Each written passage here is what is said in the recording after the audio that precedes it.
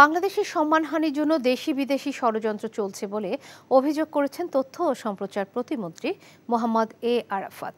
সরকার গণমাধ্যমের স্বাধীনতার পক্ষে, তবে সাংবাদিকতার নামে অপসাংবাদিকতা হলে পেশাদার সাংবাদিকরাই ক্ষতিগ্রস্ত হবেন। সচিবালয়ে সাংবাদিকদের সাথে আলাপকালে তিনি বলেন, গণমাধ্যমে ব্যর্থতা তুলে ধরার মাধ্যমে সরকার উপকৃত হয়, তবে অপতথ্য দিয়ে সংবাদ প্রকাশ দেশের জন্য নয়, বরং ব্যক্তি বা গোষ্ঠীর স্বার্থে করা হয়। প্রতিমন্ত্রী জানান, পত্রিকার সঠিক সার্কুলেশনের জন্য ফর্মুলা নির্ধারণের কাজ চলছে। এটা এগিয়ে যাচ্ছে। অনেক গণমাধ্যম আজকে বাংলাদেশে আছে, বরং স্বাধীনতার জায়গাটি এমন জায়গায় চলে গেছে, মুক্ত থেকে উন্মুক্ত হয়ে গেছে। এখন অনেক ক্ষেত্রে আপনারাই বলেন যে উল্টো একটু ডিসিপ্লিন শৃঙ্খলা আনা দরকার।